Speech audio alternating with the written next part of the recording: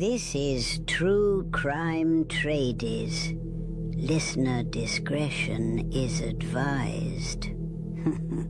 Pussies. Hey everybody, welcome back to True Crime Tradies. I am JB, and as always, I have my second best friend with me, Chris. How are you, mate? What? What do you mean second best friend? Who's this? What do you other mean? What prick? do I mean? No, my wife's my first best friend. Isn't your wife your first best friend? Don't roll your eyes at me. Seems like you're trying to get out of the doghouse. No, not at all. Not at all. I just think your significant other should be your best friend. Because it's probably the only person in your life that you can honestly be your true self around. Do you know what I mean? Oh, except that's farting, true. because I saved that for you. But I just feel like if you can't be your true self around your significant other, then something's wrong. So that's why she's my best friend. And you're sitting pretty in the second position at the moment. At the moment, Seems like I've got to knock her off. I think your wife's joked about that in the past. Like, oh, you're just trying to knock me off, trying to murder me. So you want Chris all for yourself. I'm coming for you. Yeah. Hey, we're doing video now. We released our first podcast last week with our first video format. How are you feeling about it? I feel a little bit, I don't know, a bit not vulnerable. Exposed, yeah, that's the right word, as my chair just collapses. Yeah, well, actually, yeah, if that happens again, people will see it live. Yeah, that's right, yeah. I could be a little bit more cautious not to have a drink while you're talking or, yeah, you know, all those picking your types of nose. things. Yeah, I'm usually naked from the waist down, so now I can't stand up anymore. And I'm embarrassed. I'm wearing. You probably notice I'm wearing two jumpers at the moment because it gets cold in my little pod dungeon down here. So and also I feel like, do I need to be shaving now? Do I need to, put my best in front of the camera? And really, I'm just in my work clothes. Get a haircut before every episode. Well, that doesn't apply to me because I'm always in a hat. But yeah, definitely to you. Actually, on that, I don't think I've ever seen your hair out of place, ever. You're married to a hairdresser. You'll get a haircut every, 3 days. And it's like, I've never seen you with a different hairstyle or, not one single hair is out of place with you. We've got a hair salon at the house, so it's pretty convenient. You just tap her on the shoulder. Come on, let's do this. I'm talking about haircuts. Speaking of loved ones, Chris, got a question for you. Go on. Would you rather help a loved one dispose of a body, live with the guilt and paranoia that one day you could be caught and held responsible or complicit, or turn them into police? Oh, I'd love to say no. I wouldn't hand them in, but I think I would. I think I'd probably say you've got to hand yourself in, otherwise I'm going to go to the authorities. I couldn't live with it. I couldn't live with that kind of secret. I think I could. I'm going against you here.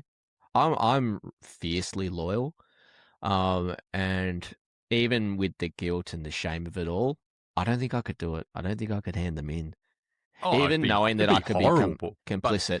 Yeah, you think of Wade's dad from the Deadpool killer. I know. Look, Handsome Devil. Handsome Devil. I know what you're trying to do. And I'm trying not to think about it too much as far as the victim goes and the victim's families and the poor people that have to live with this thing. I'm not even thinking about that. That is over there. I'm not very good at keeping big secrets or secrets at all, really. I just don't think I could then live with the guilt knowing I turned my loved one in as well. I mean, it's a horrible situation. And I'm actually, when you think about it, helping someone dispose of a body alone is horrendous. Not even just living with knowing who did it and they should be held accountable. I agree, but I wouldn't begrudge anyone making that choice of not turning them in. As horrible as that sounds. It is. That's a tough one, though. It is a really tough one. But yeah, I'd have to hand them in, I reckon. Okay. Yeah. Well, we're going to put it to the listeners. We'll put a poll up on Instagram.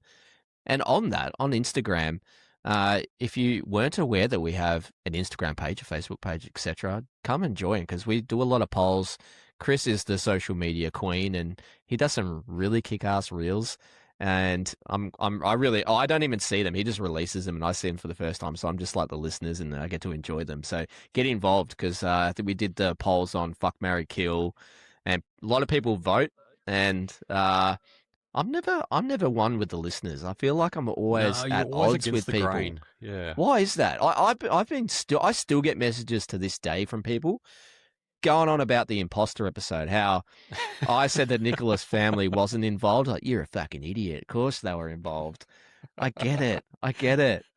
I just don't think they were. And look, I like to be at odds sometimes. It's not, because I feel like there has to be another side. There has to be some people that are with me. But that one there, I don't know. I still believe that they didn't know. And why would they appear on a documentary about it if they were? But I'm going to stop. Get on my high horse about it. But you always seem to be in the minority. And even on this episode that we're covering today, I know with the perpetrator, you're on her side as well. So that'd be interesting for the listeners. You did this last time. I don't want to hear it. You did it with fucking Brian, the Gabby Petito. He didn't do anything wrong. It's not the case. Do not listen to Chris. He's full of shit. Can't trust a foreigner. That's all I say. I'm getting in trouble for that. So on that Would You Rather case, it reminded me of a famous, I say famous, and I tried to find this case on ChatGPT and I was trying to give it all the information to say, hey, what was this case? Was it in Australia? Because I believe it was in Australia. But it was where this guy had murdered someone. And for some reason, he called police to say, hey, I've dumped this body. It's located here. So the police obviously go there, they find the body, but they don't know who the caller was. Obviously, he's not going to give it away. So They ended up releasing that audio of the phone call to the public, and they put it on the website, and people could go listen. And the brother of the murderer had heard it, and his wife, and they were in that position of, holy shit, let's just call him Chris. This is Chris. Should we turn him in? And they, ultimately did. And the guy got done for it. So they were in that position. They didn't have to help him dispose of the body, but being in that position, and they obviously did the right thing. They were far better humans than I would be. Mm-hmm. But yeah, it just reminded me of that. It's just such a full-on, I can't fathom that scenario. That's right, yeah. You'd be torn both ways. Absolutely. Well, speaking of being torn both ways, what have we got today, mate? Well, today we actually snuck in a different episode this week. We were supposed to have, what was it? American Nightmare. Yeah, that was next in the list. But we watched a doco over the weekend that just came out on Netflix called Maternal Instinct. And we thought, we've got to get this one in. So we've snuck this one in for you guys. There's way more good people than there are bad. But that's evil in our land.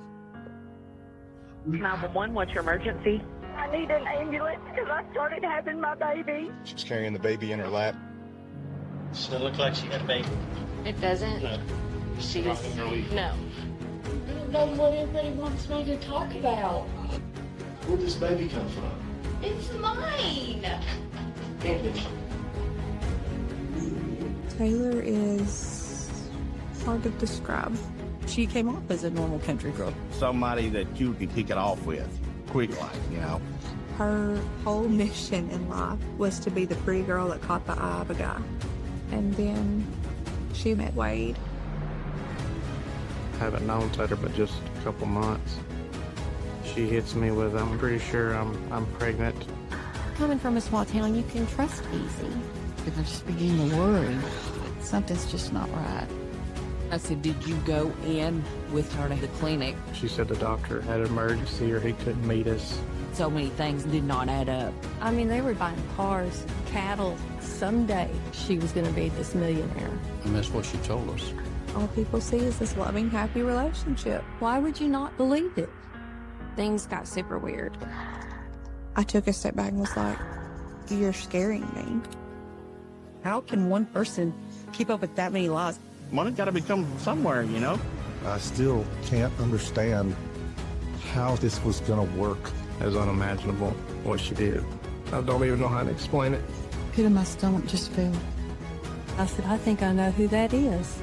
Worst thing I've ever seen in my life.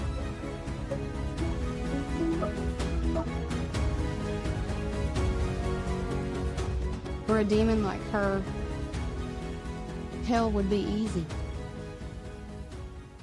The start of this is so full on. We've got this lady on the phone with 911, and she's telling them she's on the way to the hospital, and she's just given birth to her baby on the side of the road. There's a state trooper that's following her closely and pulls her over. The woman in the car, she's visibly shaken. Like she's shaking, she's crying, she's in a bit of a panic. I mean, she's just had this baby by herself. But the trooper that pulls her over, like, he's just acting like he's ordered a coffee from Starbucks. He could not be more unfazed if he tried. Which is bizarre because we're describing a scenario here, but until you actually see the footage and realize what's going on, she literally has the baby in her lap while she's driving the car. And the baby is unresponsive. And she's attempting to give the baby CPR in this scene. They blur it out. You don't see it. But the guy's just like, yeah, I've pulled you over for nothing serious. Yeah, you're right. Could you read the room, man? I seemed more frantic than he did. Yeah. New Boston 911, what's your emergency? I need an ambulance because I started having my baby. Okay, stay on the line. I'm going to get you to line that. Not a trooper. Okay, stay on the line. Stay on the line. It's going to be okay. Stay on the line. What's wrong, ma'am? I need my baby and I'm trying to get to Idabel Hospital. Where my Idabel? Yeah, my husband's up there. Need life net out to my location. Lady in this vehicle who appeared to just have a baby. She was carrying the baby in her lap. Umbilical cord is still attached. She's not breathing. Baby's not breathing. She's doing CPR on the baby right now. Can you just put me in your car and drive us so we're not sitting, please? I'm begging you to. But there's nothing I can do. You're gonna need EMS. I'm fine. If you'll just get us there as quick as possible. They get to the hospital, and it doesn't take long for the whispers to start up that something's not right here. She refuses to have a vaginal check, and to the nurses, it doesn't really look like she's someone that would have just had a baby. The police go there, and they just ask her point blank what's going on. Taylor, hey, my name's Chad Sansby. I'm an OSBI agent up here, and I heard you brought your baby in. Yes, sir. You give birth on the side of the road or something? Yes, sir. Oh, okay. Where was that here? In Curtin County? No, it was in DeKalb. DeKalb down in Texas? Yes, sir. Oh, okay. There's something wrong for them bringing me over here? So you gave birth to this child? Yes. We're just making sure. If there's anything you need to talk to us about, you can. I don't know what everybody wants me to talk about. So I'm trying to figure out where this baby came from. So the doctor comes in to do a check, and he says immediately, there's no way that lady has had a baby. So now we're wondering, what the fuck is going on? And man, we're in for a crazy story. But first, we have to learn who this woman is. So her name is Taylor Parker, and around this time she was about 27 years old, and all of this was going on in Texas. The filmmakers talked to a couple of her old friends, and one says, Taylor is hard to describe as a person because there's so many different aspects to all of her personalities. I thought that was weird when she said all of her personalities. Yeah, I was like, what are we in for here? Yeah. The Taylor that this friend knew, she was a really great friend and would make you feel like the most special person in the world. She was a country girl through and loved attention, and particularly from men. But then one day she met the cowboy of her dreams, and John...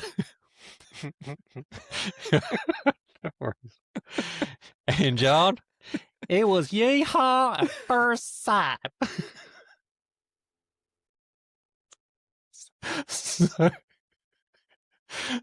So her lover boy cowboy, this guy's name was Wade Griffin. When I saw the name Wade Griffin, I started laughing because I saw him, and then picture red-headed Peter Griffin from Family Guy. Yes. That's it. I can't explain him any better than that. Yeah. He's about to get interviewed, and he's sitting in the chair, and it looks like he's got multiple layers of clothes on. He's a big dude, and he's like, "Is it hot in here?" No, it appears to be all right. Like with us, but he's just layer upon layer, like he's about to get dressed up for the snow or something. It's yeah, like, you know, everyone calls him Big Red. Oh, absolutely, yeah. So Taylor and Wade, they hit it off right off the bat. And she actually gets along with his friends really well and loved helping him out on the farm. And it just seemed like a bit of a match made in heaven for these two. Maybe it was just one of her personalities. I think she's a bit of a chameleon, so she's able to just suit the environment she's in. It's not surprising with how people talk about her. She was able to just sort of latch onto this guy and then be loved by his friends and family. Makes sense. Yeah, okay. Yeah, I can see that, yeah. So Taylor, she was working for a recruitment agency at the time, but she had made it known that her family comes from money because her grandparents owned all these oil wells in the area. And she was in line to receive millions, but apparently her mum was trying to get in the way and stop her from receiving any of it. They had a really tumultuous relationship and never really got along from what it sounds like. Her mother was going to get her cut completely out of all the money. She wasn't going to get nothing. She hated her mother. Her mother hated her. Taylor just portrayed her mom just to be pretty much a greedy monster. I was just kind of there being as supportive as I could, but it was never ending of the family drama. After only a few months of dating, Taylor ends up leaving her rental property and moving in with Wade. Yeah, and despite saying that her family is worth millions and millions of dollars, Wade's mum says she moved in with next to no assets or furniture or anything. It was like she travelled light. So I think Wade's mum was a bit sus on her right from the get-go. I think so, yeah. Yeah, she had that sort of mother instinct. Yeah, trust that motherly instinct. It's usually right. So along with Taylor moving in with Wade, it was also Taylor's 9-year-old daughter who would just be there during the weekdays and should be with her dad on the weekends, I'd imagine. Taylor also had a son, but they don't see him too often because she just doesn't have custody of him at all. Apparently all the shit with her mum trying to stop her from getting her grandparents' inheritance ended up working out in Taylor's favour. So she was set to inherit $8 million. So they're just out there, they're buying new expensive cars, including a car for Wade's mum as well. They brought $80,000 tractors, $20,000 four-wheelers, a bunch of cows, and fucking God knows what else. Like, how much do you reckon a cow costs? Fuck. How many cows you bought in your time? Yeah, 0 cows. Maybe, I don't know, like $1,000? What do you think? Did you look it up? Yeah, I did look it up. Oh, it okay. I knew you would. is Set me up for failure. According to Catalytics? Catalytics? Oh, that's a clever name, but hard to pronounce. The cost of beef heifers is around $2,500 to $3,000 individually. Okay. That doesn't really surprise me. I mean, I'm not sure how much money they can generate, but that's why I thought maybe $1,000, but yeah, seems a bit low. If you had $8 million inherited, what would you buy first? Are you buying a new tractor or a four-wheeler? What's the first thing you'd buy? Property. Yeah, that's such a boring answer. What are you going to buy? A mound of cocaine? I'm building a golf simulator in my backyard, like properly. I'm spending $100,000. You've been talking about that for years. I have been talking about that. I planted a seed with my wife many, many years ago. I just planted another one. But yeah, I think, golf simulator, I'd get myself a new ute. Yeah, but okay, I might buy property as well, but that was such a boring answer. Yeah. Anyway. Well, there was a piece of property that Wade had his eyes on as well. And this one was around 500 acres inside and had a beautiful ranch on it as well. Taylor, she visits the property along with Wayne, and they end up offering $4 million in cash for it. You hear the cat? Was that the cat? Yeah. Fucking hell. So it's had his tail chopped off. Yeah, exactly. So Wade and Taylor, they end up doing this presentation about the property that they're buying at a family Christmas get-together, and it's so fucking awkward. Like, Taylor's standing in the middle of this room bragging about what the property has and what their plans are for the property, and the auntie's filming on the phone. Yeah. And you can see some of the other guys sitting there on the couch just going, yeah, fucking cool, thanks for that. Yeah, I'm struggling to put fucking food on the table, but yeah, I'm glad you bought a $4 million property. Yeah, fucked, you fucking idiot. And nothing brings families together like a PowerPoint presentation about how rich you are. Yeah, people love that. Yeah, you also said Wade and Taylor, but this is all Taylor. You never see Wade in these things, do you? It seems like he's off the side somewhere. Yeah. Probably hoping no one asks him a question because he seemed a bit dull. Yeah, he's just a simple country guy. He's a simple man. Yeah, he doesn't want the limelight, but Taylor's all about it. Yeah, and they've only been together a short period of time. We have not jumped ahead months or years or anything like that. This is all within a month, isn't it? Pretty much. Yeah. Yeah. Don't fuck around. No, these true crime cases. Fast. Yeah. So Taylor ends up driving to Connie's house and saying, "Hey, do you like my new car?" And the mum's like, "Oh, this is amazing. I need a new car. Yeah, fucking thanks for the break." And then Taylor says, "Well, you know what? It's yours." I feel like I'm going to keep up that accent the whole time. I hope you do. That's great. So she just bought Connie this brand new car. I mean, as you said, she's only known her future mother-in-law perhaps for maybe a month and buys a brand new car. Connie's just over the moon. Yeah, she's gone from side-eyeing her to, hey, this bitch just bought me a new car. Maybe she's not that bad. Yeah, I'll let a few things slide. Yeah, that's it. So Connie's got this car for about 3 weeks or so, and she receives a call from Taylor and just says, "Hey, I need you to drop the car back off at Wade's house because Nissan need to do a recall on one of the parts." So Connie drives it back there, and then after a little while, she thinks, "Oh, I wonder when I'm going to get my car back." So she calls the Nissan dealership herself and inquires, and Nissan says, "No, there's no recall done on the car. The car was never paid for, and we repossessed it." Mate, this poor woman thought Nissan. I think the US listeners say Nissan. Yeah, we call it Nissan. Yeah, Nissan. They thought I just felt bad for her because she just thought it was a manufacturing defect. But it just turned out that the defect was Taylor's ability to tell absolute bullshit. I just feel like how embarrassing would that have been for Connie to make that call and then find out that way. I just think that's really embarrassing, and she would have felt like my bad feelings about Taylor. Yeah, that's it. That's it. Double down. Just on confirmed everything I thought. Exactly. Yeah, and now she's thinking, well, this car's been repossessed because it wasn't paid for. What else hasn't been paid for? What about these tractors, the other expensive utes, the $4 million property? Yeah. So obviously Connie's expressing these concerns to Wade as well, but Taylor's pretty convincing and she manages to reassure Wade and they end up signing the offer for this huge property anyway. It was a huge property. It was huge. Huge, huge, huge. Have we said huge enough? I think we have. Okay. The real estate agents, they want to make sure that she did in fact have these funds and was going to be able to pay cash for the purchase through the inheritance. So they're trying to chase up a little bit more information from Taylor on the finance and the incoming inheritance. Her and Wade signed the offer. In the next couple of days, we got it back, and I asked her to verify funds. She was finally going to be able to get her inheritance. We have to do a little bit more vetting, if you will, when it's a cash transaction coming from a trust or an inheritance. So they're questioning Taylor about it, and she's telling them, yeah, the bank or the lawyer, they'll get back to them about it at some stage.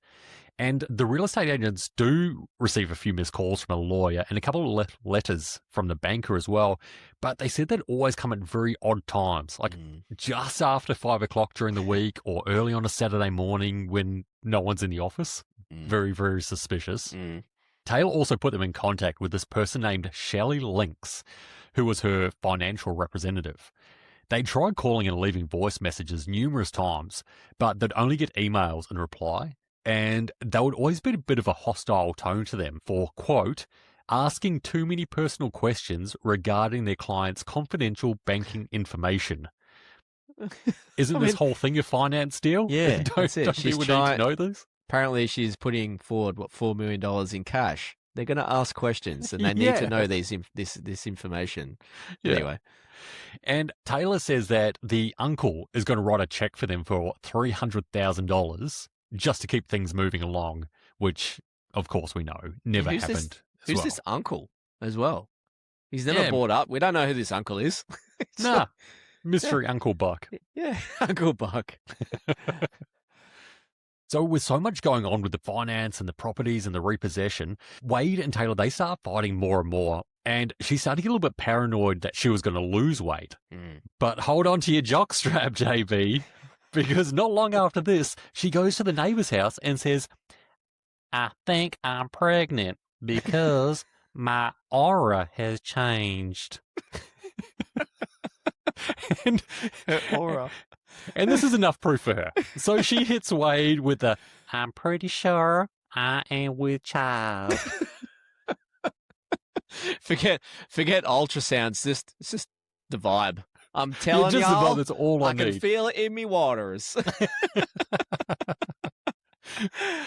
Well, she goes to the doctors to get confirmation that she is in fact pregnant after getting an official test, as if the aura test wasn't proof enough. No. But Wade is a little bit taken back with the pregnancy news, but he's still happy, so he says. But, I mean, he's quite shocked. I mean, who can blame the guy? They've only been dating for about a month. Yeah, it's why do all these true crime stories start with fast-paced relationships? What's the rush, people? Yes. Come on. Yeah, I mean, never a good obviously, sign. it's not like they were trying for a baby, though. So, Yeah. I think, like with you, it's like he said he was happy, but I don't think he was. No, I don't think he was. Definitely No. not. Yeah.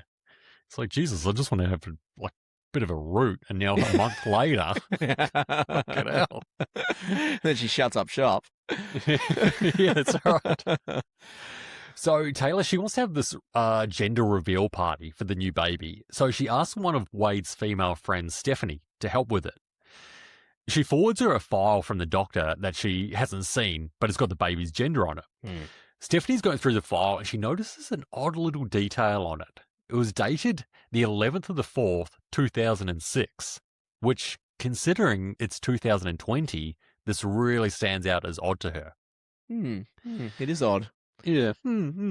Quite. So Stephanie brings this up to Taylor and she says, oh, okay, well, let me call the doc and I'll find out what's going on. Yeah. She says She says literally 30 seconds later, Taylor calls back and says, oh, the doctor made a whole bunch of misprints that day, but the gender's correct, so that's all good. This is a bit of a red flag for Stephanie, and she knew something wasn't quite right, but they threw the gender reveal party nonetheless, which was...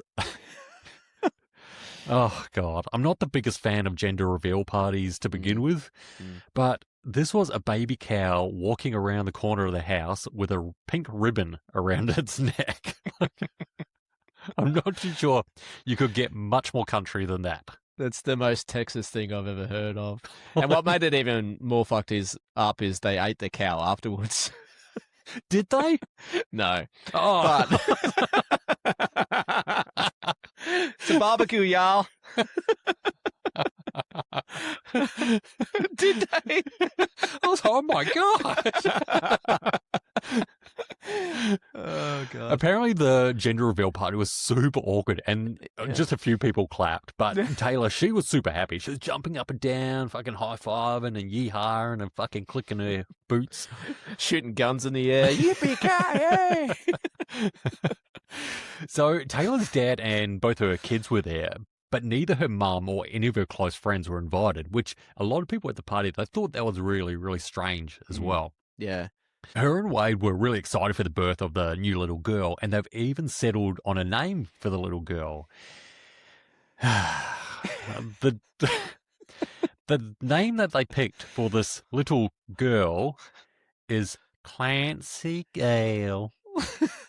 Pretty. I love so hard at that. I think I sent you a message straight away, and it was just with the name Clancy Griffin, followed by laughing emojis. Clancy Wiggum Griffin. I think even Wade's mum's like, Clancy? Really? Yeah, I thought someone was taking the piss. Yeah. I've been punked right now. Oh, God. So one of Taylor's former friends, she saw the photo of the gender reveal party on Facebook, and she said she felt sick looking at it because she said there's no way Taylor could be pregnant because she'd had a hysterectomy 5 years earlier. Our first involvement with Taylor was in 2010, I think at the age of 17. for her first pregnancy. After her second child, she did not want to have any more children, so she made the decision on permanent sterilization, physically blocking the tube so that you can't have children anymore. Taylor came back about 1.5 years later with bleeding. She had a cyst on the right ovary. When we got inside, she also had what looked like a visible ectopic pregnancy in the left tube. The decision was made to do a hysterectomy and removal of both tubes and the right ovary. We hear from a couple of her former friends that Taylor was always in hospital and claimed that she was diagnosed with multiple illnesses. She apparently had MS, and at one point cancer. She also had a brain tumor and a stroke. I've had fewer injuries in 20 years of carpentry than Taylor's had in one Facebook post. Yeah, yes. And you know me, I'm uncoordinated as fuck. I hurt myself all the time. You're very injury prone. Oh, mate, it's insane. Each one of these illnesses is huge alone. Yeah. But she's had MS, cancer, a brain tumor, and a stroke. The bitch is only 27. Like, fucking hell. So Taylor would constantly post selfies of her in hospital with, those breathing tubes in her nose and talk about how much pain she was in. Even to a point where even one of her best friends started to question if she was making it all up or not. And he's like, check out this cute selfie I took with oxygen tubes in my nose. It's a good look. It's like, pity me, people. I'm going to post this on Facebook. I want people to comment, ask if I'm okay. Exactly. Fuck, I hate that. So her close friend Mackenzie fell pregnant with a little girl, and Taylor just became obsessed with it. Mm. She would want to attend every hospital appointment, the ultrasounds, everything going on. She even wanted to log into her Track My Pregnancy app so she could follow along with the pregnancy. She even asked if either of her friends would carry a baby for her for $50,000. And the friends are thinking, mate, you don't even have custody of your other 2 children. I'm not going to fucking give you another. Yeah. And it just got to a point where they had to cut Taylor off, and that's where the friendship ended for them. And it wasn't long after this that they all saw the announcements on Facebook that she was pregnant. Yeah, and I think that this ex-close friend you were talking about said she had removed herself from that circle like far enough so nobody in the new circle would know she's full of shit. Like having a hysterectomy, everyone in her family, in her circle would have known about that. So pretty ballsy move to just move to another area and then just claim you're pregnant. Like, and then posting shit on Facebook where people can see it as well. It's just so ballsy. I don't get it. But yeah, I can understand for like someone like this, they move town and then they just start to lie up all over again. But then to put it on Facebook, people are going to see it from the previous town. And exactly. Can't block everyone. No. A few other people talk about Taylor before all of this. One girl, she said she went to high school with her and said she was really open to her friends about how she used to try and catfish guys online using other girls' photos. One of the co-workers at the recruitment agency, she lost a baby while they were working together, but she said Taylor was amazing to talk to because Taylor had apparently also lost her little baby too.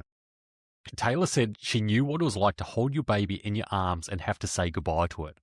But, of course, we all know this is just a lie as well. I hated this bit because they're interviewing this co-worker and you can see her heartbreaking on screen in front of us telling this story about losing the baby. And for Taylor to be consoling her and saying she knew what it felt like, that's sickening, isn't it? Yeah, that's right. Yeah, she's taking her story and making it about herself. Oh man. Yeah. It's just no empathy. Trying to get empathy from someone else, knowing that they knew what it felt like so she could be part of it. It's a disease. Whatever this is a disease. Yeah, it's disgusting. Yeah. So Stephanie, the lady who helped throw the baby shower for her, was getting really suspicious. So she contacted the doctor's clinic herself to ask about the misprint on the gender reveal file.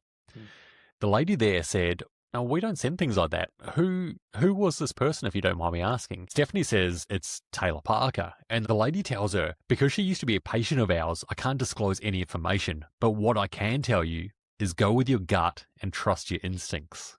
Yeah, I'm not going to tell you that she's full of shit I thought that was really good. Yes, yeah. I can't you're tell on the right you. path. Yeah, you're on the right. It was really good of her to do that. It's like trust your instincts on this one. So around this time as well, Wade starts to get all these strange texts and emails while he's at work saying things like, "Do you think this is a game, Wade? I can fucking ruin you. You don't love her. You fucking hate her." Then Taylor started to receive them also, saying, "Do everyone a favor and kill yourself. His family hates you, and so does he." Even his friends and family, they were starting to receive these emails just full of hatred towards Taylor. It was all apparently her mum that had come back into the scene and was the one sending the texts and the emails. She had also apparently put the kibosh on receiving any money, so now they had to pull out of purchasing the large property that Wade had his heart set on. I know what a kibosh is, but what the fuck is a kibosh? I don't know. Just sounds cool. You put the kibosh on the kibosh. Yeah.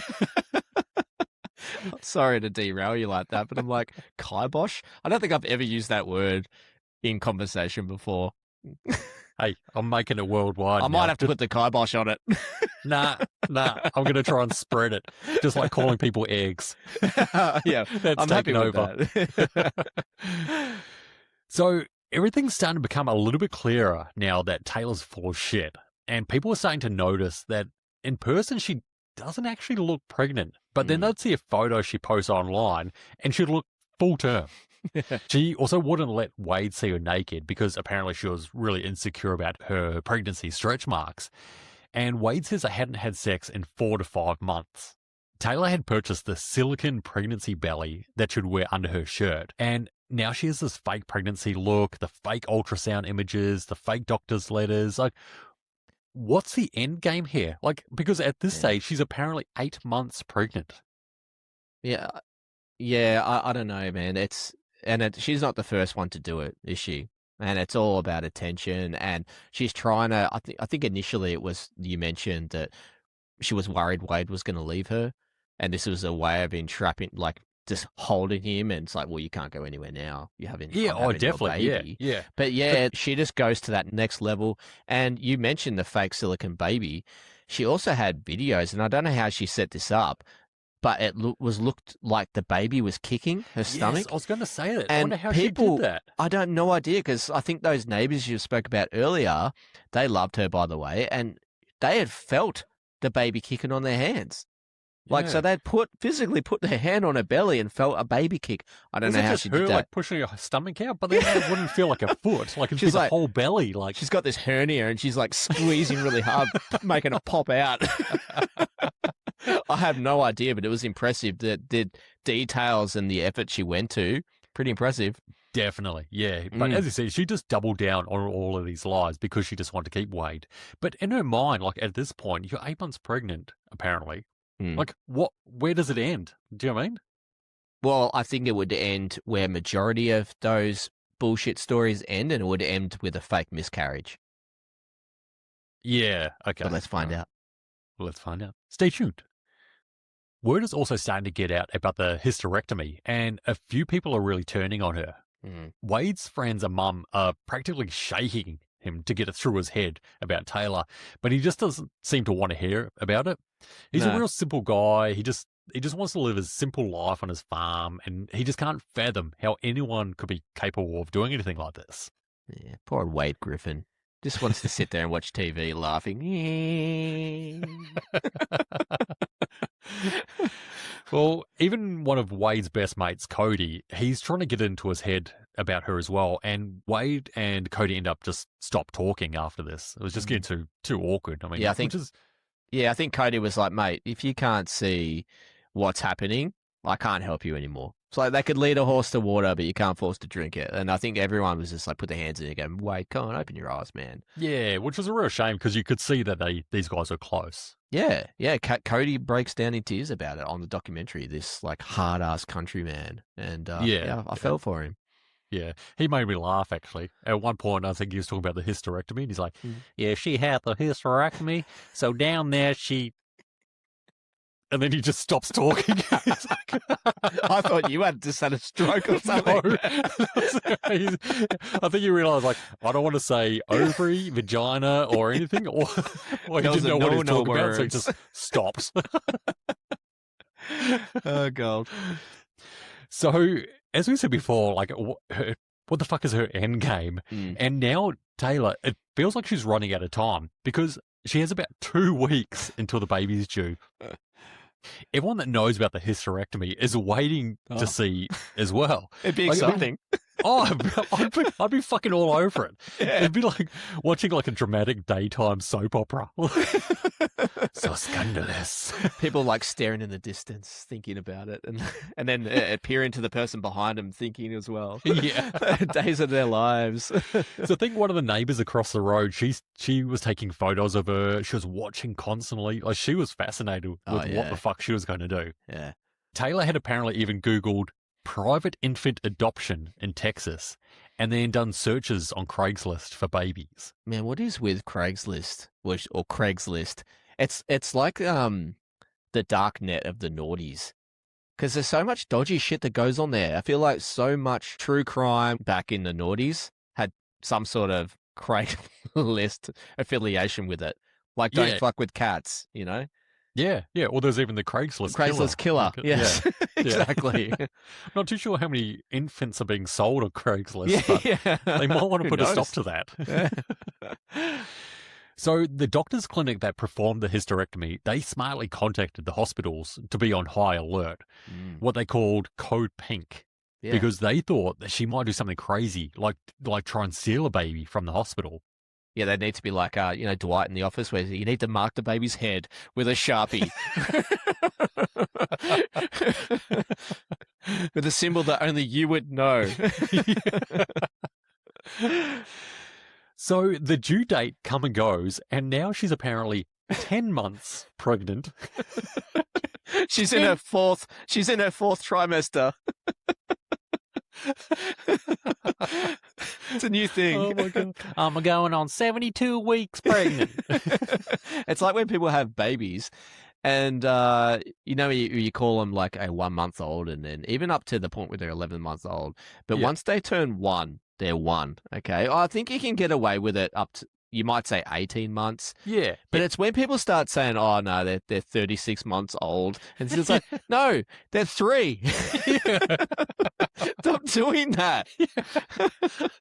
Mate, this fucking baby's going to walk out of your womb at that stage. It's going to cut his own umbilical cord. It's got full amount of teeth. It's probably gnawing on it.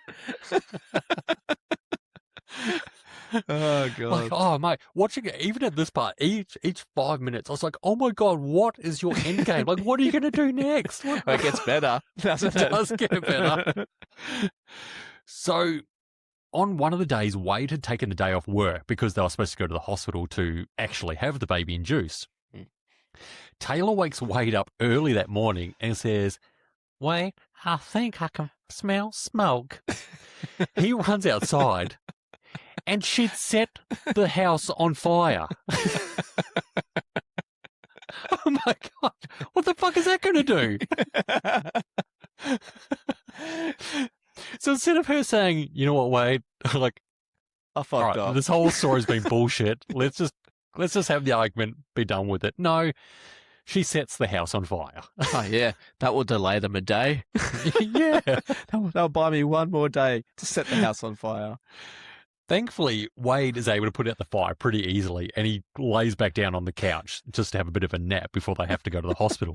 I love how laid back this dude is. He's so chill, The house is on fire, he puts it out, then goes back to sleep like nothing happens. Yeah, I know. It's actually, I feel like that's something I'd do as well. I'm just like, yeah, it'd be right. I'll fix that later. Yeah, you're very relaxed. I've got a golf simulator to build. I'll fix that later. So Wade lays back down on the couch and goes for his nap. She re-wakes him at 7 a.m. and says, now guess what? There's been a bomb threat at the hospital, so now we can't go for this reason too. Isn't that always the way it goes? It's all always excited to have a baby and there's a bomb threat. Yep. If it's not your house on fire, it's a bomb threat. Poor Wade. He probably go, oh, okay, that's normal.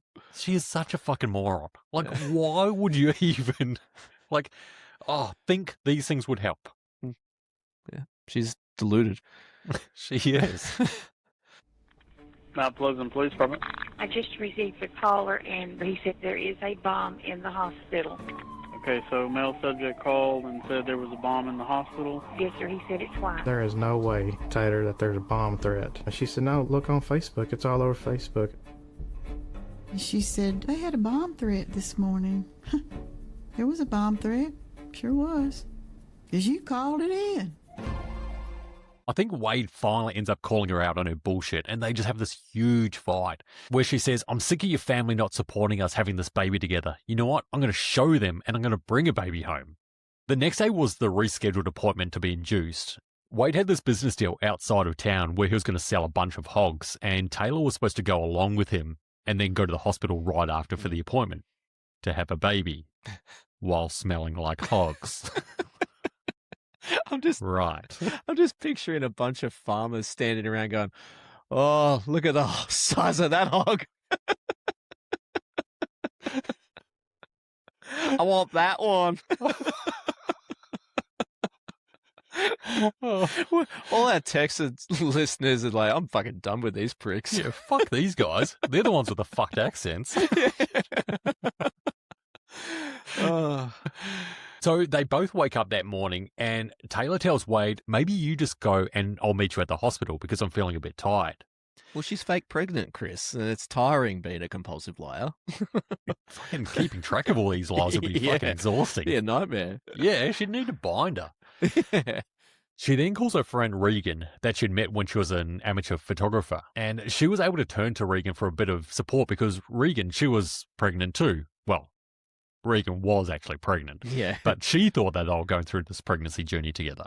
Yeah, you were saying that she met her when she was an amateur photographer. I think Regan had hired Taylor to be the photographer at her wedding. And yeah, she mentioned, Regan's mum had mentioned that they felt sorry for her because, as Taylor does, she made up a whole bunch of bullshit about her family being against her. I think Regan was a really kind-hearted person and wanted Taylor to feel comfortable and started inviting her to things within the bridal party. I think they got along with her really well. Just like I said earlier, she's that chameleon. She's able to just blend in. And she must have been super friendly and approachable, and she was able to just, I don't know, infiltrate herself into Regan's family and friendship group. So really unusual way that she became friends with her. But having that pregnancy bond, that's huge for women as well. Yeah, they can go through that journey together. Yeah, exactly. And that's what was happening here. Yeah. So even though Regan, she was a few years younger than Taylor, and this was going to be Regan's second child, but her first with her husband, Homer. So we got Family Guy, now we got The Simpsons. I lost my shit. Yeah, Peter Griffin, fake Clancy Wiggum baby, and now Homer. Yeah. Yeah. I think I sent you another message straight after going, Homer now? Yeah. Fucking hell. So Regan and Homer, they were going to have a little girl as well, and this little girl was going to be named Braxlin. Sorry, I'm not hating on these people, but Braxlin. No, it's just a very different name. It sounds like an antibiotic script. It does. Yeah, I'm just gonna prescribe you some Braxlin. I hope that's not a common name over there. I'm sure. Listeners, it's let not. us know. Let us know if that's a normal name. So Regan and Homer, they actually look like a really nice couple, and very, very in love. You can tell from the wedding. Yeah. And we do actually see footage of the wedding, and they're having a great time. But I've got to mention Homer's wedding attire. Like, Regan, she was in this beautiful white wedding gown. She looked amazing. She looked great. But Homer was wearing a polo shirt, jeans, and a baseball cap. He's the groom. Yeah, it had a collar on it. Some golf courses you're not even allowed to wear that, and he's wearing it to his wedding. Oh, God. I thought, maybe he got changed for the reception. But no, he was up there with his first kiss in the baseball cap. No, he's owning it. Turned it backwards. Yeah. Anyway, we digressed a little bit here. Taylor wants to catch up with Regan for a bit of support and probably bitch about her in-laws a little bit as well. No doubt. But before the catch-up, Taylor first YouTubes how C-sections are done. Very strange. I don't like where this is going. No. Meanwhile, Wade arrives at the guy's house that was going to be buying the hogs, who was about 4.5 hours away. He jumps out of the truck and the guy says, "What are you doing here? I didn't order any hogs." And Wade, he's really confused because he'd received a confirmation text earlier that morning about it as well. But the guy was adamant that he'd never sent a text about any hogs. He checks the number and it's not even the guy's phone number. I'm just listening to you right now, and I didn't really think about it at the time watching the documentary, but this is the day his first child is being born, apparently. Yep. And he drives 4.5 hours away to drop off some hogs, and he had a text confirmation from this guy. That means he's at least 9 hours from the time he leaves his house. Yep. Why would you be driving that far the day? Even if it was Taylor going, no, you have to go do this. Like, no, I'm cancelling this. I'll do it another time. What's the urgency? Yeah, well, he does say, I'll just do it another time or whatever. But she says, well, no, it's $6,000 that we're going to make and we need that money for the baby. So I think she was really sort of pressuring him. No, I understand him to that. go. But give a fuck. It sounds like this guy's got no balls. Yeah. To stand up to Taylor. She must have been such a hard ass. And I know this guy is like a quiet, unassuming type. But, man, a lot just doesn't make sense. It seems like she was able to manipulate him to the point where she could just get away with anything. Yeah, I think so. And I don't want to hate on he's a victim in this as well, but it's like, man, he almost enabled this behavior. Definitely.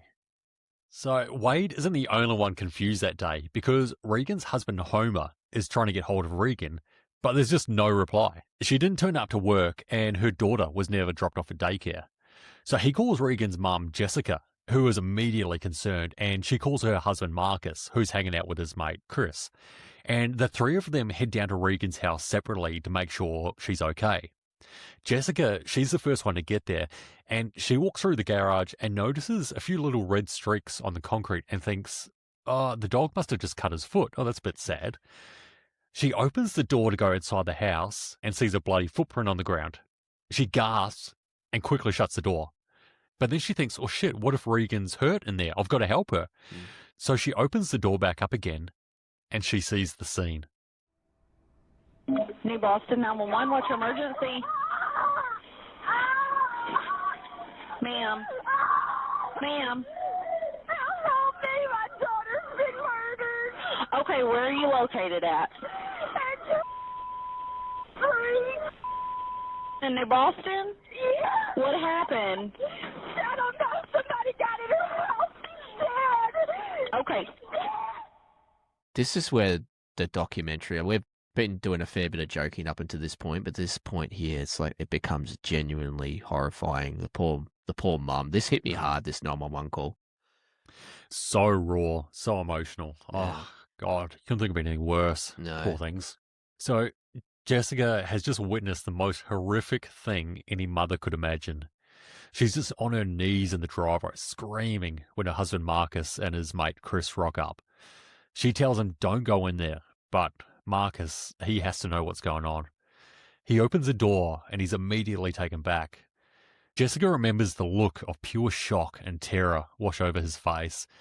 He starts calling out for his granddaughter's name to see if she's in the house, and after the fourth or fifth attempt, she finally calls back. Marcus knows he needs to go in and get her, but in order to do that, he has to step over Regan's dead body just inside the doorway. He freezes, and he knows he just can't do it. His friend Chris steps up, and he says, listen, I'll go in there, and I'll grab your granddaughter. He goes inside, and he steps over Regan's body and the pools of blood. He makes it to the little girl's room, and she's cowering under the bedsheets, just shaking. Chris calls her name a couple of times, and then she finally recognizes him and then leaps into his arms. The police arrive, and Regan's mum says, I'm not too sure how long she's been dead for, but she's pregnant, so can you check if the baby's okay? We need to know whether the baby's in there or not. Because there's an awful lot of blood everywhere. Only way we can know that is if the walls grow over. Okay. There's no baby in there. No. No baby in there. If she was pregnant, yes. Did they 36 weeks? The baby had been cut from Regan's stomach. And this is where we tie everything back to the start of the documentary, with Taylor arriving in the hospital claiming that she'd just had a baby on the side of the road. Of course, medical staff and the police know this isn't the case. They perform all the necessary checks, which are basically the doctor looking at her for 1.5 seconds and saying, well, it sure doesn't look like you've had a baby down there. He didn't waste any time. He didn't bother even leaving the room before calling on her bullshit. He may as well have just peered into the room while eating lunch, going, nah, no baby. Baby, no. Here, no baby. We see Taylor's head sort of flop back or relax on the pillow when the police come in, and it's almost a bit of an exhale of guilt. Like, she knows it's over for her. It's like the jig is up almost. Yeah, exactly. But still in denial mode. Yeah. So what happened? Yes, ma'am. Nothing happened. You didn't give birth. This is her birth. Yeah. We're past all this nonsense about I wasn't there, I didn't kill nobody. We're past all of that. We know it. We know you did it. The bottom line is, these cases are actually pretty simple. Murder cases are pretty simple. You got who, what, when, where, and why. Wade turns up to the hospital and he asks where Taylor and the baby is. They ask him to take a seat, and then they say, we need to ask you a couple of questions, mate. Hey, are you Wade? Yes, sir. Hey, man, I'm sorry you had to wait, man. I've been non-stop phone calls and everything else. Taylor's in jail. In jail? Mm-hmm. Best we can tell, looks like she killed a woman and cut her baby out of her, and then passed it off as being hers. Do what? Mm-hmm.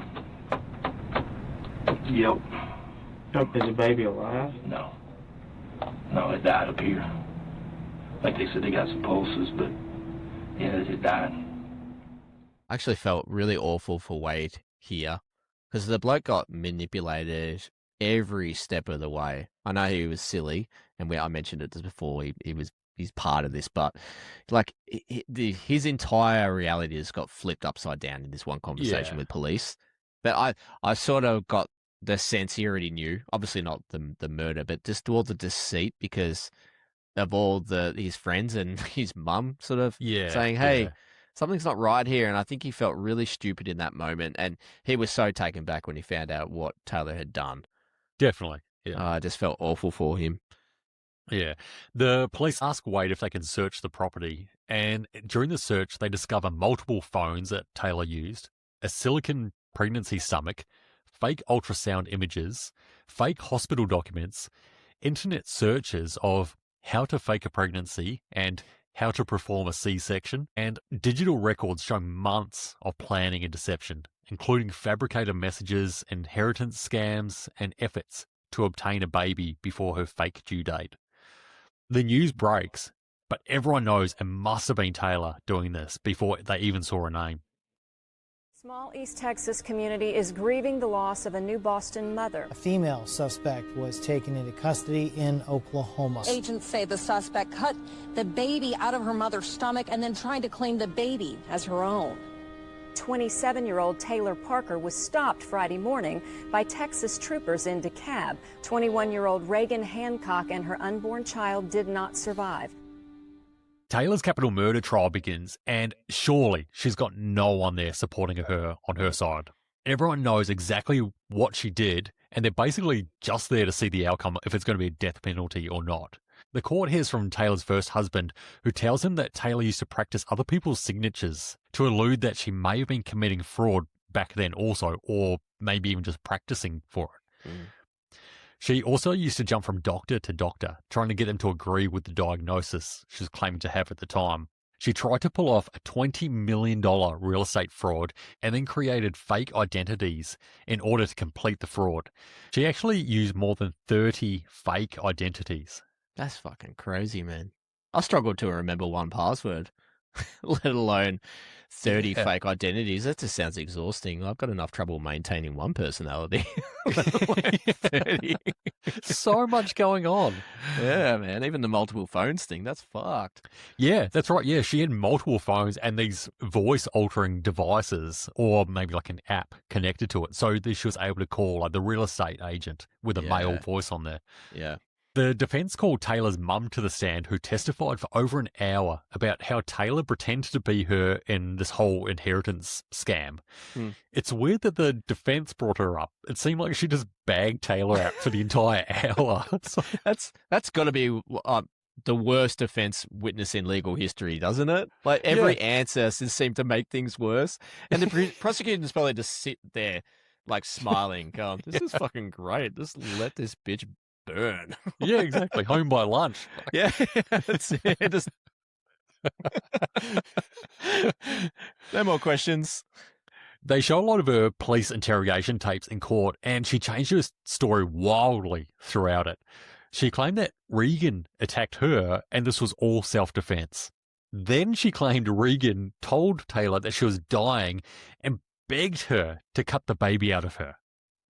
I was certified as the expert in OBGYN for the trial, and even I kind of broke down on the stand because of how she did it. She actually cut behind the uterus to cut the baby out. She flipped the uterus entirely forward after cutting into the patient's belly. It had to be extremely painful. I would not know how anybody could ever do that. The jury deliberates and comes back and sentences her to death. The last comment from the judge was, "Take her away to death row." And she joins 6 other women in Texas on death row, but Taylor's actually the youngest in that group. I guess once you hear the story, it's sort of hard to imagine any other outcome. It was always going to be death. Yeah, always. It's the planning involved is what really shocked me about this whole thing.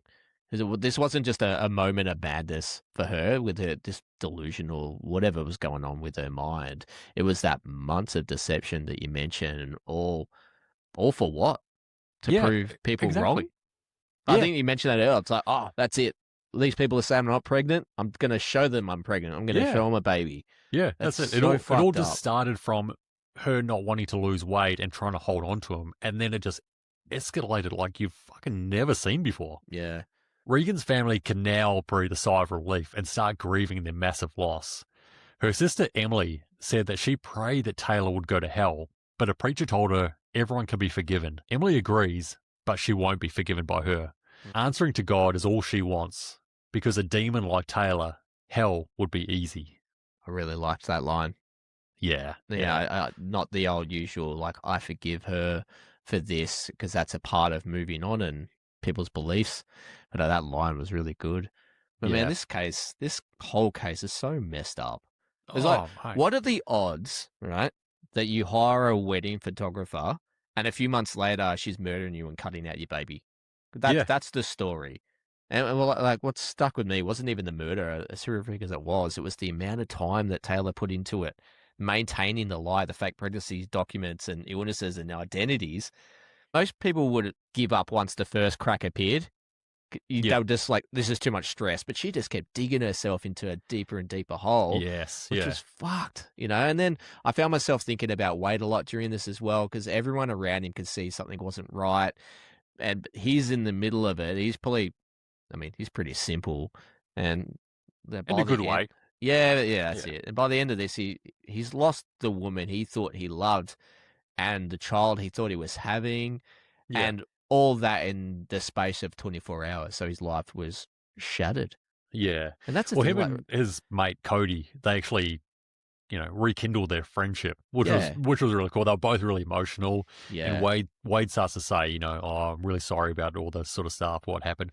But Cody, he said, it's fine. Don't worry about it. It's not your fault. It's water under the bridge. Let's just move on, onwards and upwards from here. Yeah.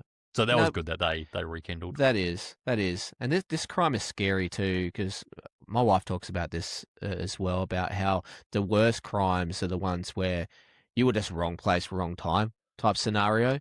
Because Regan wasn't targeted because she had done anything wrong. She was targeted because she was kind. She trusted Taylor, supported her, and unfortunately, that sort of made her vulnerable. She's this kind-hearted person that let this stranger into her life and paid the ultimate price for it. Yeah, it's horrible, isn't it, to think, oh, she was too nice. That's why she was murdered. Absolutely, and this could never happen to us, by the way. We aren't that social. Like, I think I mean, for me as well, I'd happily listen to someone's sob story, and I'd ignore those intrusive thoughts I'd be having to punch them in the face. But there's that little voice in the back of your head when you're having those awkward conversations going, I can't wait till this is over.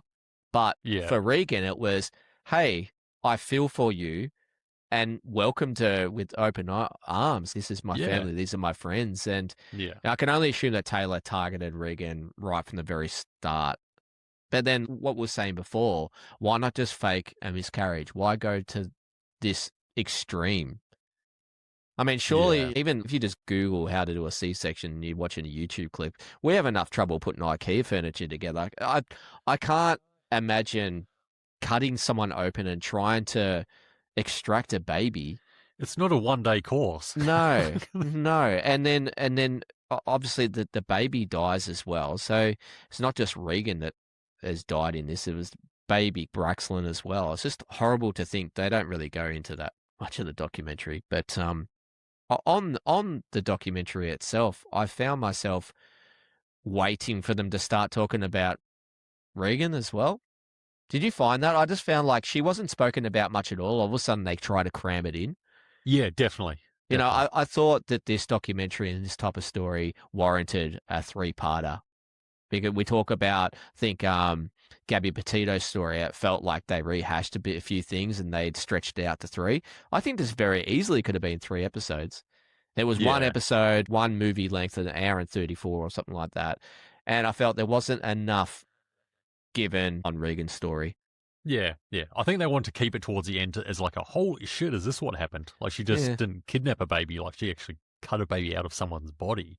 Yeah. But by the time they got to that, it was towards the end of the documentary. Like, I agree, it should have been a 2-parter. This fucking escalated so quickly. Yeah.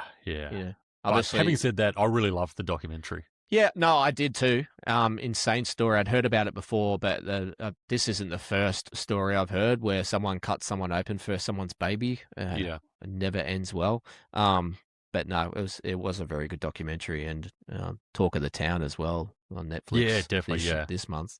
Yeah, So I'm glad we snuck this one into the mix. Yeah. But on that, we may as well wrap it up, and we will be releasing American Nightmare next week. Promise. Unless Netflix brings out another awesome documentary in the next few days, it will be coming out. So this one will drop shortly, and then American Nightmare the week after. But good job today, mate. It was very in-depth, crazy story. Somehow managed to have a bit of a laugh throughout the start of it, but that towards the end, so shocking. Yeah. And I mean, do you think she will be executed, or do you reckon we'll hear about this in a few years' time and then be like, oh no, it's just been downgraded to life without parole? Oh, who knows? They sit on death row for so long. They do. It just seems pointless to me. Yeah. And we've had this conversation before as well. I'd rather them rot in jail for the rest of their life than get the easy out of being executed. She was only 27 when this happened, so she's got a lot of years to think about what she's done in prison. And that's true. Also shocking to know that there's only 6 women on death row in Texas. There's going to be a lot more. Come on, women, step it up. Step it up, women. Sounds so horrible, but I do wonder how many men are on death row in Texas. We'll have to look that up. Yeah. All right, mate. Well, let's finish up the episode. If you are listening and you are enjoying, do all the things we talk about. Like, subscribe, follow. Get on Instagram. You know. Back up Chris. He's doing a lot of work on the socials. He's social media queen, as I like to call him. Yeah, throw us a sympathy like. Yeah, a sympathy like or a comment. We do love the interaction. We're getting a hell of a lot of more comments on Spotify lately. It's been really good fun. That's been cool. Yeah. Hearing from people and hearing about our accents, which is apparently a lure for people. Exactly, yeah. And if you're looking in your wallet and you're thinking, you know what, I've got too much money. What the fuck am I going to do with this? This is so annoying. We can help you out. If you go to our Buy Us a Coffee, you can donate some of that pesky old money that's just falling out of your pockets. Like a George Costanza wallet. Like you can barely close it because this fucking money is just so thick. It's like a phone book. You just send some our way. It's fine. That's right. And it's very common these days with the price of petrol the way it is. Like people just have like huge amounts of money just laying around. Interest rates are an all-time low. Yep. The economy has never been better. So come on. So if you want to help out the show, you can do that at Buy Us a Coffee, and you'll find the link to the show notes as well. It's on and the we'll give you a things. shout out You'll on the see show. Yeah, and now that you can see us, we will even blow you a kiss. Sweeten the deal. Oh, look at a whole bunch of men going to be donating to us now. Or JB will blow them a kiss. Yeah, okay. All right, mate. Well, up until next time, try not to murder anyone. You too, mate. All right, love ya.